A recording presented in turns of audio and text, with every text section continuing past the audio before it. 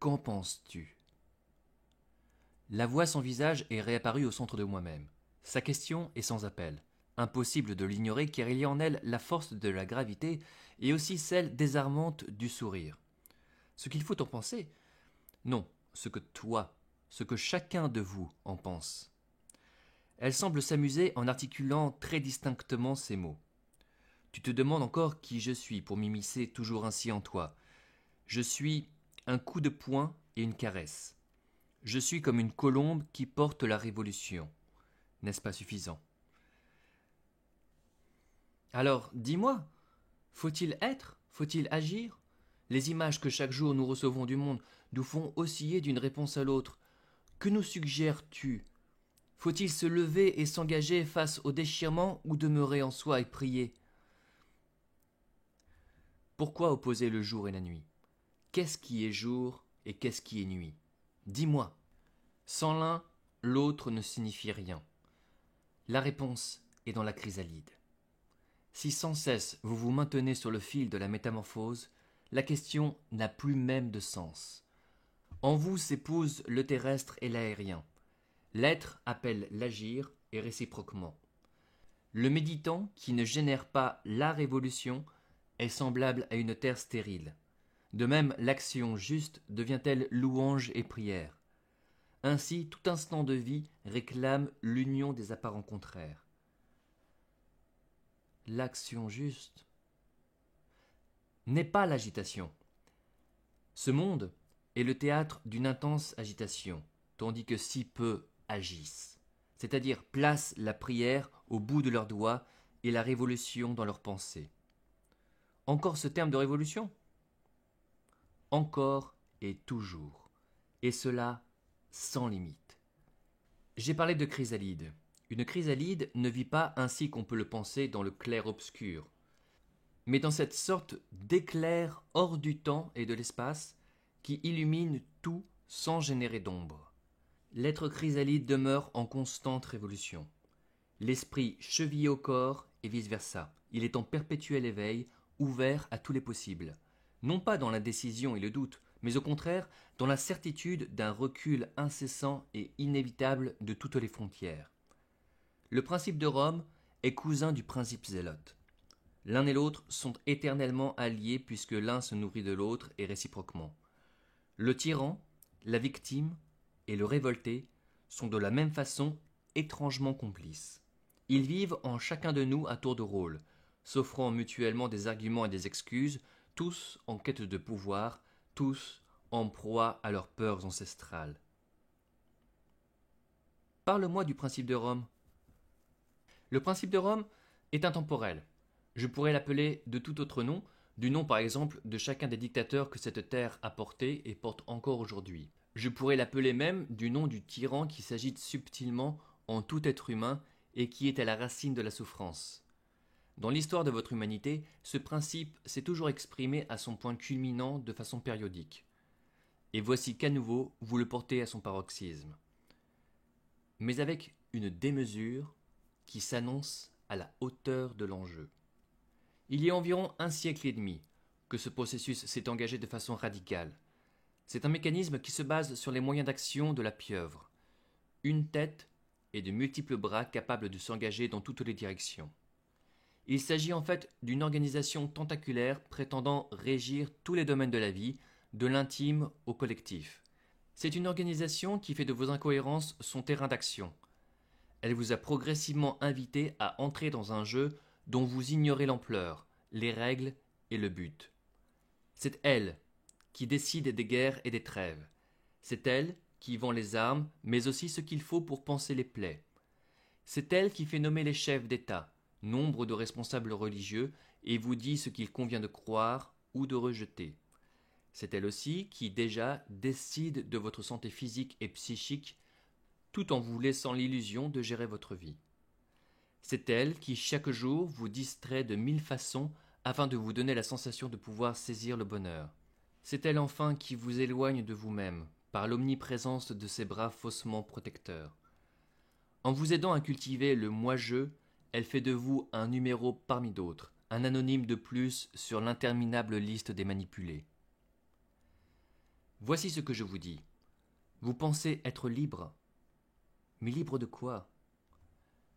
De voyager de la marge d'une page au bord opposé de cette même page?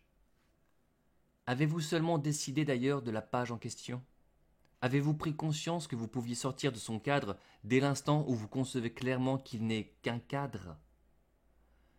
Ce faisant, ce n'est pas seulement l'Organisation mondiale du pouvoir et de l'assujettissement que je pointe du doigt, mais la légion de ses collaborateurs, l'armée des faibles et des indécis dont vous faites tous partie à votre niveau. Je connais vos arguments. Pourquoi évoquer tout cela? Pourquoi prendre le risque de faire naître une peur de plus, voire d'engendrer une paranoïa? Pour la même raison que celle qui incite l'enfant à apprendre à marcher au risque de s'écorcher le genou. Parce que le champ de la vie demande à ce que vous bougiez. Parce que la marche est d'abord un mouvement. Parce qu'on accomplit celui-ci à l'intérieur de soi et qu'il est la conséquence d'une barrière mentale que l'on fait progressivement tomber. Priveriez-vous un aveugle de la vie sous prétexte qu'il pourrait découvrir des choses laides sur son chemin? Certes, il ne fait pas bon de s'apercevoir que l'on préférerait peut-être continuer d'être soi-même aveugle dans un monde d'aveugles. Alors on se cabre et on préfère relire la même page, la même tranche de vie prédécoupée. L'ennui est que tout aveugle sait au fond de lui-même ce qu'est la lumière, ce que celle-ci signifie. Contre cela, la pieuvre du pouvoir mondial ne peut rien. Le principe de Rome que vous avez laissé s'incarner ne peut concevoir chez ses sujets ni le passage à l'acte, ni le passage à l'être. Il ne tolère le droit d'exister qu'à ceux qui se coulent dans le moule du bon citoyen. Son trône est fait de dogmes. La Rome historique, voyez-vous, a toujours été la farouche adversaire du principe christique, c'est-à-dire, en d'autres termes, de la résurgence de ce qui vient en chacun. Après avoir tenté d'étouffer sur le terrain la force qui animait le Maître Jésus et ses frères esséniens, elle a fait mine d'accepter cette dernière afin de l'englober, de la vicier, et finalement de l'étouffer de l'intérieur, jusqu'à ce que l'humanité ne bénéficie plus aujourd'hui que d'une image déformée et appauvrie de l'enseignement christique. Ce faisant, cette même Rome historique, qui s'est faite aujourd'hui religieuse, se révèle devenir une alliée de choix du gouvernement de domination mondiale dont je vous évoquais précédemment l'action souterraine. Elle est devenue une pieuvre à l'intérieur de la pieuvre, purement politique au sens manipulateur du terme. Il est nécessaire qu'elle aille jusqu'au bout du chemin qu'elle a emprunté, tout comme il est nécessaire que chaque homme et chaque femme expérimente l'impasse personnelle de son orgueil, de ses chapelets de mensonges et de ses pulsions de pouvoir. Cette Rome historique, et désormais Vaticane, mes amis, n'est qu'un aspect de la force de l'anti-Shambhala, dont tout être en ce monde se fait le fidèle représentant à chaque fois qu'il laisse exprimer de façon débridée ce que l'on appelle l'ego. Ainsi, je le répète, la Rome Vaticane ne fait que se conformer à la Rome intérieure de chacun. Elle imite purement et simplement le modèle de fonctionnement de l'ensemble de l'humanité terrestre. Le principe de Rome est depuis toujours un principe d'agitation. Agitation matérielle et émotionnelle par le besoin de satisfaction de toutes les ambitions, et agitation mentale, enfin, par le détournement de la conscience de son propre centre, donc de son but. Il y a 2000 ans et plus, la Rome historique promettait à son peuple du pain et des jeux. La Rome intérieure, depuis le commencement des temps et jusqu'à nos jours, n'a pas non plus d'autre slogan. La bannière de l'ego exacerbé demeure invariable. C'est une bannière totalitaire, contre-révolutionnaire, qui pratique l'étouffement de conscience. Pourquoi dis-tu ego exacerbé? Voudrais-tu sous-entendre qu'il existe un ego tolérable? Mais interroge-toi donc. Quelle est cette mode qui fait de l'ego systématiquement et sans discernement l'ennemi à abattre? Tout d'abord, sache que la vie n'a pas d'ennemi. Elle est présente au cœur même de ce que vous appelez la mort et de ce que vous nommez erreur et obstacle. La vie se déguise constamment pour tirer de vous le meilleur parti. Elle revêt 1000 masques pour extraire de votre cœur sa quintessence, la cinquième essence qui fleurit au centre de 4 branches de la croix. La vie a besoin de l'ego. Celui-ci est son outil privilégié, le médiateur incontournable et merveilleux entre la matière engourdie, en quête de son devenir, et la supraconscience de ce qui est. S'acharner inconsidérément sur l'ego revient à confesser l'ignorance de sa fonction. Si vous ne pouviez dire « moi » ou « je », vous ne pourriez entamer de chemin volontaire et authentique vers votre demeure. Vous ne pourriez en aucune façon entrevoir la révolution fondamentale. Vous continueriez de subir et de bégayer la même existence basée sur les mêmes principes qui encrassent la conscience jusqu'à l'engluer. Cependant, lorsque je parle d'ego exacerbé, je parle de cette énergie plombante qui vous fait prononcer le moi et le je simultanément et qui donc vous détourne de l'amour, à la fois chemin et but du chemin. L'outil de libération, le véhicule de l'avance, devient alors instrument d'asservissement et moyen de stagnation. Toute chose, voyez-vous, possède son contraire en son propre sein. Seul l'esprit que vous décidez d'y insuffler lui donne sa dimension ascensionnelle. Ainsi, votre personnalité incarnée est-elle toujours une manifestation de ce qui vient en vous. Voyez-la comme un cadeau divin, le plus adapté possible à vos besoins, non pas certes à vos envies. Ce que vous en faites est autre chose. C'est une affaire entre vous et vous, affaire de détermination et d'amour, ou de paresse et d'égoïsme. Toute latitude vous est laissée d'entreprendre la révolution ou pas. L'heure sonne donc de vous poser la question. Êtes-vous réellement résolu à prendre en charge vous-même votre croissance ? Avez-vous assez souffert ? Êtes-vous suffisamment amoureux de la lumière pour prendre fermement entre vos mains votre ascension et par là même participer à celle de votre monde ? Êtes-vous enfin conscient de la nécessité à porter sans attendre le bonnet phrygien ? Vous dites « oui, bien sûr », mais qu'est-ce qui prononce ce « oui » en vous ? Le mental ou le cœur ? La bonne conscience ou la conscience réelle d'une certaine urgence ? Vous ne pourrez plus tricher longtemps avec votre lucidité, car les années qui s'en viennent, après avoir donné la sensation de nouer de terribles nœuds, vont vous contraindre à couper les liens en question et finalement à tout simplifier pour retrouver l'essentiel. Être ou agir ? Pourquoi vous posez de telles questions ? La main droite ne se demande pas si la gauche a sa raison d'exister. Un certain intellectualisme de l'esprit mine la plupart des milieux où l'on se targue d'œuvrer pour la cause lumineuse. L'ego exacerbé y est, dès lors, cultivé comme partout ailleurs, et se charge d'une responsabilité supplémentaire puisqu'il ne peut invoquer l'ignorance. C'est également ainsi que se mettent en place sur l'échiquier les pièces du gouvernement mondial. La force christique qui demeure par nature l'essence de la seule véritable révolution ne se contacte pas à coups d'arguments philosophiques. Elle requiert la matière comme allié majeur, c'est-à-dire l'implication de tout l'être dans l'action. Le cœur au bout des mains pourrait être sa devise. Une devise qui suggère instamment de passer de l'état critique à l'état christique. Je sais, lorsque l'on manie une telle expression, on fait peur ou on fait sourire. État christique. Cela signifie-t-il en clair que nous ayons tous la potentialité d'atteindre un tel niveau ? Eh bien oui, je vous l'affirme. Encore faut-il comprendre le sens d'une telle affirmation afin que celle-ci ne participe pas à l'enflure de l'ego. L'état christique n'est en aucune façon un état figé par la grâce duquel tout être qui y accéderait serait susceptible d'assimiler son rôle à celui du Maître Jésus, le Christ historique.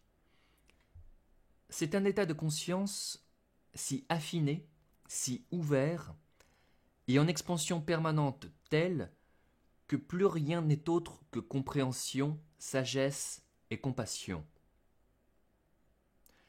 L'état christique signifie un état de transmutation constamment communiqué à tous les niveaux de la vie et qui voyage de soi à l'univers, de la cellule à la globalité de l'être. Révéler en son propre cœur la conscience christique ne veut aucunement dire être le Christ. Retenez bien cela. Cela veut dire tout simplement laisser toute la place en soi au champ de conscience indescriptible qu'il incarne et rayonne. Cela signifie aussi participer de sa nature et faire corps avec elle volontairement dans sa mission ascensionnelle. Sachez maintenant que chacun peut réaliser en lui tout ce que ses concepts suggèrent. La barre n'est trop haute pour personne. C'est une certitude aussi évidente que le lever du soleil chaque matin. La révolution intérieure et fondamentale que cela implique ne fait pas la distinction entre l'être et l'agir. Elle est analogue à un arbre tout entier en ce sens qu'elle ne privilégie pas les racines au détriment des branches et vice-versa. La compréhension de ce mécanisme paraît d'une simplicité enfantine, mais bien rares sont ceux qui l'intègrent. Ce qui se passe sur le plan mondial aujourd'hui a ceci d'étrange que l'arbre se résume à un tronc, c'est-à-dire à une manifestation de surface. Ces deux extrémités, terrestre et céleste, l'agir et l'être, sont presque absentes. C'est précisément cela qui désespère. Mais pourquoi désespérer? C'est un bien. Du déséquilibre naît la volonté de l'équilibre et la recherche de sa voie d'accès. Le gouvernement mondial dont j'évoquais précédemment l'existence et qui s'acharne à brider toutes les manifestations de l'être et de l'agir afin de niveler les consciences, représente à son propre insu une chance inouïe dans la quête de la maturité christique. La majeure partie de l'humanité terrestre se trouve déjà ou va bientôt se trouver face à ses propres peurs. Elle se place ainsi dans la situation idéale d'un ramonage christique sans précédent. L'impasse qu'elle découvre est si manifeste qu'elle exige la révolution décisive. À chaque fois que vous vous cabrez contre une telle nécessité, la vie se charge, tôt ou tard, d'une façon ou d'une autre, de vous révéler les scories que votre âme a accumulées au fil des temps. Tous vos raidissements ne font qu'ancrer en vous le principe de Rome et vous durcir par rapport à ce qui fait figure d'ennemi ou de matière à rébellion. La solution, mes amis? Devenir des passe-murailles. Vous fondre dans l'obstacle et en le visitant de l'intérieur, apprendre à connaître ainsi vos propres atomes. Car ce sont vos atomes, n'en doutez pas, qui demandent à être transmutés. La révolution les concerne en premier lieu. Elle touche votre réalité génétique. Lorsque le Christ, ses disciples et les frères esséniens ont accompli leur œuvre il y a 2 millénaires, tout le code génétique de l'humanité en a été modifié. La conscience collective et individuelle a été marquée de leur sceau à son propre insu. Il s'agit d'une réalité que certains chercheurs scientifiques sincères pourront bientôt mettre clairement en évidence. Une empreinte a été laissée au niveau de l'ADN. Même si celle-ci n'a pas été lisible dans les comportements humains généraux, elle a constitué une étape préparatoire capitale pour la modification qui va survenir prochainement. Ainsi, votre codification, de base, va-t-elle encore subir une transformation? Les effets en seront radicaux, parce que la venue du Christ en chacun sera un phénomène beaucoup plus effectif qu'aux temps évangéliques. Je dirais plus tangible. Cela ne signifie pas que les difficultés se verront aplanies, comme sous l'effet d'un coup de baguette magique, mais qu'elles vont susciter une nouvelle vision du monde et la renaissance d'un grand nombre de consciences. Celles-ci, telles des embarcations, vont pouvoir de plus en plus accoster à des rives nouvelles avec des modes de fonctionnement autres. Et lorsque la pensée modifie sa logique et ses repères, elle entraîne inévitablement une modification des lois physiques. Tout ceci veut dire que le corps humain va se découvrir de nouvelles potentialités et que la nature de ce monde va elle-même commencer à obéir à d'autres règles. Non pas que ces règles n'aient pas existé auparavant, mais leur accès n'était pas envisageable. En quelque sorte, mes amis, c'est analogiquement une sorte d'acuité auditive et visuelle face à la force de vie qui est en train de s'amplifier. Un voile de plus s'apprête à être déchiré. Avec douleur sans doute, comme tous les déchirements, mais aussi avec un immense espoir. Tout ceci évoque donc l'ère de la colombe que suggérait le Maître Jésus dans nombre de ses enseignements. Une ère de révolution qui va amener une foule considérable d'humains à contacter sa tendresse profonde et à laisser s'exprimer celle-ci à travers des prises de position et des actes. L'accès à la Jérusalem céleste, ou si vous préférez à l'incarnation du principe de Shambhala sur terre, se révélera de plus en plus évident et réalisable par cette voie. L'univers vibratoire de Shambhala, dont est issu, parmi d'autres, tout le courant essénien, n'appartient pas au domaine du rêve. Il vous revient de le concrétiser, tout comme vous avez si bien su manifester le principe de Rome babylonienne dans lequel vous vous débattez aujourd'hui. Laissez-moi vous dire que la réalité de Shambhala s'offre en ce moment même en 2 points de votre planète. Le premier, qui demeure la zone racine, se situe, ainsi que chacun le sait, au nord des Himalayas. Quant au second, il rayonne au niveau de la cordillère des Andes, dans l'écrin de très hautes vallées. Il demeure en connexion avec certains points précis de la forêt amazonienne. Il s'agit en l'occurrence d'une véritable ambassade de la vibration christique et essénienne sur le continent américain, d'un relais majeur de ce qui vous appelle et qui, depuis quelques décennies, sort progressivement de son silence. En fait, dans des temps très anciens, la civilisation égyptienne entretenait des rapports étroits avec le continent américain. Des raisons dues à l'anatomie subtile de la planète ont fait que des contacts intenses ont surtout été liés avec la chaîne des Andes. Ces relations ont été particulièrement effectives à l'époque du pharaon Aménophis III, c'est-à-dire lorsque la base de toute la connaissance initiatique destinée à se répandre en Occident a été structurée. Si le mouvement essénien et sa sensibilité particulière ont vu le jour dans des cercles très restreints à cette époque, parallèlement et issue de la même impulsion, naissait une fraternité andine analogue. C'est cette dernière qui s'apprête aujourd'hui à se révéler plus clairement pour apporter sa contribution à la seule révolution qui soit. Quoi d'étonnant si, il y a quelques années, on célébrait un peu plus au nord, en Amérique latine, le retour proche de Quetzalcoatl. Quetzalcoatl, le serpent à plumes, véhicule sur cette partie du continent américain la conscience christique dans ce qu'elle a de fondamental. Symboliquement d'ailleurs, l'union magnifique du serpent et des plumes représente la fusion transformatrice des forces terrestres et célestes. La terre et l'air sont toujours des représentations de l'agir et de l'être. La réapparition de Quetzalcoatl, voyez-vous, c'est la plongée de la colombe christique dans la matière dense.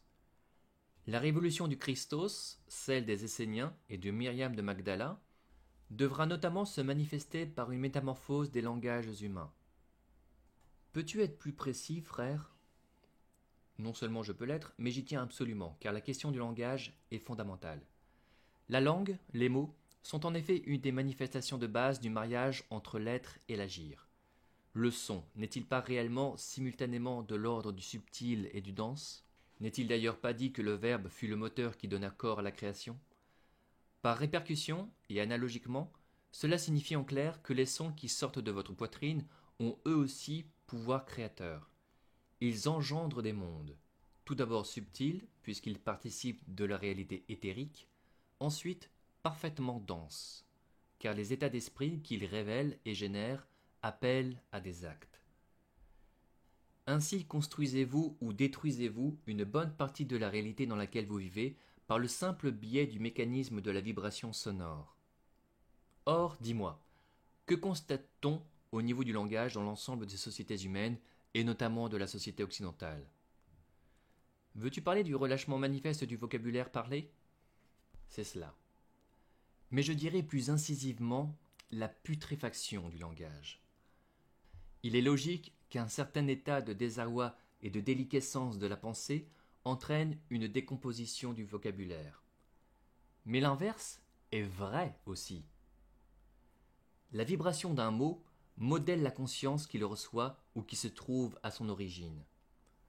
Vous pouvez être certain que lorsque le vocabulaire ordurier ou tout simplement dévitalisé, déstructuré, devient la nourriture quotidienne et donc banale de tout un peuple, c'est le signe que ce dernier est entré en phase d'autodestruction. Cette constatation, soyez-en certains, n'a rien à voir avec une quelconque morale. L'univers ignore la morale, parce que celle-ci est arbitraire. Aussi, lorsqu'il est question de la quête de l'amour absolu, ne peut-on jamais avoir recours à la notion de morale.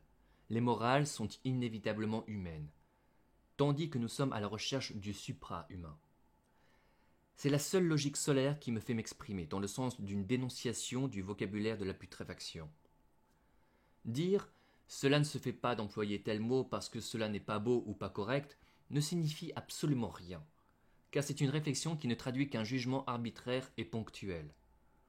Par contre, affirmer « je n'emploierai pas tel type de vocabulaire parce que je sais quelle nature de vibration et de concept il appelle » relève de la logique solaire qui s'en vient, et aussi d'une attitude responsable. Il appartient à chacun, aujourd'hui, de chercher à comprendre le pourquoi des choses avant de réagir selon un code de pensée prédéterminé. Je vous propose donc, si vous avez l'âme et la grandeur de véritables révolutionnaires et non pas de simples trublions télécommandés, de ne plus attendre pour métamorphoser le langage que vous utilisez. Celui-ci, je vous le répète, est la source et l'amplificateur de nombre de vos comportements. Chaque son donne naissance à une masse d'énergie qui voyage à la fois dans votre propre aura et dans l'aura du monde. Prenez donc la résolution ferme de vous réformer définitivement sur ce point. Je ne vous demande pas d'accomplir une tâche d'autocritique permanente et culpabilisante. Je ne souhaite pas non plus que vous vous gendarmiez contre ce qui est dorénavant devenu une série de réflexes oraux. Je vous suggère simplement de nourrir progressivement, mais de façon résolue, le moteur inverse de celui que vous avez jusqu'ici fait fonctionner. Plutôt que de vous interdire l'accès à une certaine route, vous allez ouvrir une nouvelle route, paisiblement. Comment ? En glissant régulièrement et sciemment de plus en plus de termes lumineux et constructifs dans la gamme de votre vocabulaire. Cela peut sembler évidemment puéril, mais en vérité, c'est seulement enfantin. Ce n'est guère par souci esthétique que les Esséniens furent appelés en leur temps les hommes à la voix de lait. Leur art du langage, tant par le choix des mots que par la vibration d'amour qui sous-tendait ceux-ci, créait à lui seul une bonne partie de leur impact. En cela, ils étaient des êtres d'exception. Sachez pourtant bien que l'exception qui fut la leur est appelée à devenir la règle de l'humanité mûre. Pourquoi donc ne pas en prendre d'ores et déjà la direction ? Il ne s'agit aucunement de tomber dans la mièvrerie ou éventuellement le mensonge, voire l'hypocrisie. La voix de lait, qui évoque un parler juste, n'exclut pas le franc-parler. La justesse, la simplicité et la beauté des mots appellent obligatoirement le noble et le constructif. Mais dites-vous bien ceci par-dessus tout, mes amis. Mieux vaut un silence qu'une blessure que l'on inflige. Combien de plaies ne se referment pas parce qu'elles sont nées sous la pointe acérée d'une langue ? La révolution du Christ, à l'intérieur même du principe romain ou babylonien, à l'intérieur aussi du Vatican de nos concepts, conduit bien sûr à un langage fort. Je veux parler d'une force qui doit bousculer et déranger, pas d'une énergie qui blesse et laisse de douloureuses cicatrices. C'est la beauté des choses qui génère la puissance de celle-ci, car la beauté se situe fondamentalement dans le juste. Ainsi, si vous placez la beauté au cœur de vos paroles, votre présence et votre impact sauront-ils exprimer la puissance transformatrice du vrai. Sans que vous ayez à prouver quoi que ce soit, sans que vous ayez à jouer les croisés ou les missionnaires. Vous ne vous engagez pas dans une armée. Une armée est conçue pour faire la guerre, même si l'on prétend hypocritement qu'elle existe pour le maintien de la paix. Les pouvoirs humains sont habiles à manier de telles notions afin de parvenir à leur dessein.